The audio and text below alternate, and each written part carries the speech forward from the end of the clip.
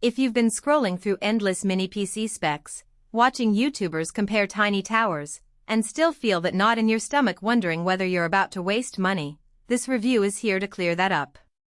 I've spent the last few days pulling together real-world feedback, looking at how a workstation class mini fits into a typical office or creator's desk, and testing the limits of a 2TB SSD and 128GB of RAM in a space that's barely the size of a coffee mug. Link is in the description if you want to check the product details on Amazon.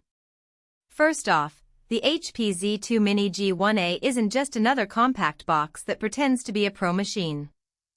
It actually packs an AMD Ryzen AI Max Plus Pro 395, which is a 16-core, 32-thread processor designed for workloads that benefit from on-chip AI acceleration.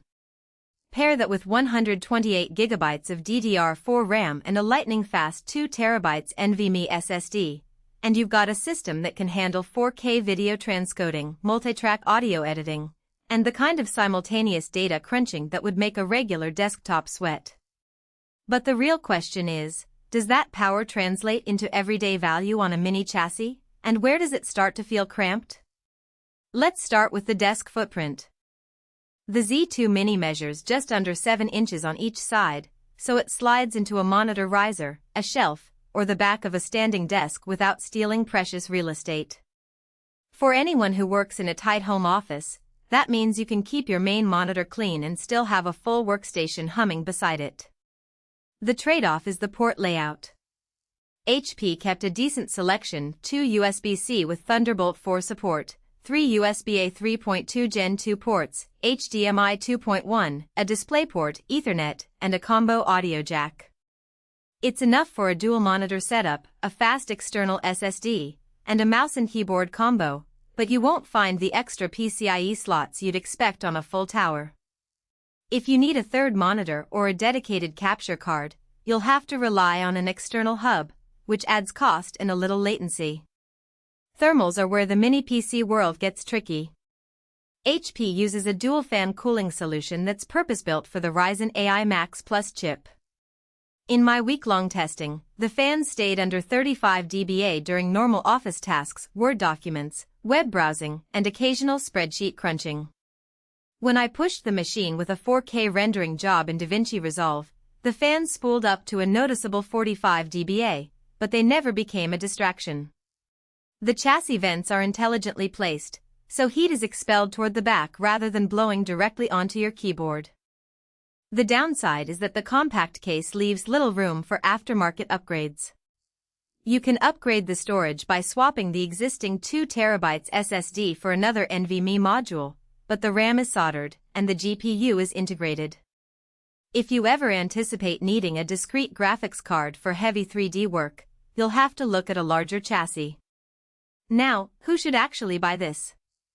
The sweet spot is a professional who needs serious compute power in a small footprint. Think architects who run BIM models, video editors who need quick proxy renders, or data analysts who run Python notebooks with large datasets.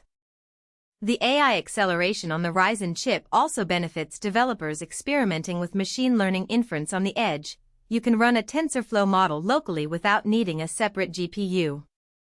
Because it ships with Windows 11 Pro, you also get BitLocker, remote desktop, and other enterprise features out of the box, which is a plus for small IT teams.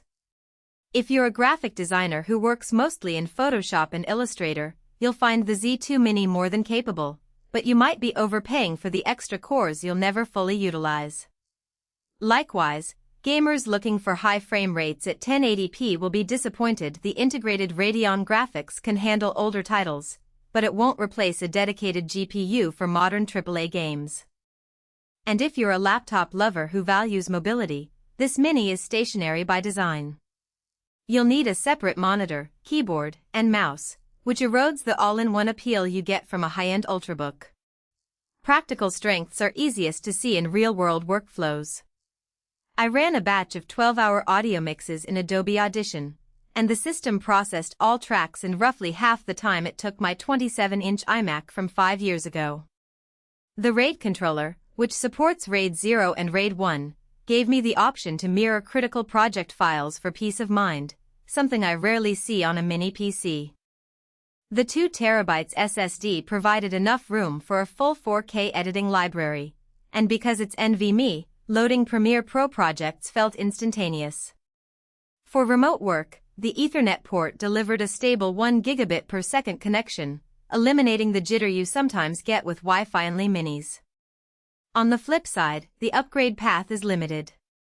The soldered RAM means you're stuck at 128 gigabytes, generous for most but a hard ceiling if you ever need 256 gigabytes for massive simulations. The lack of an internal GPU slot also means you can't add CUDA cores later, which could be a deal-breaker for machine learning enthusiasts who start small but plan to scale. The price.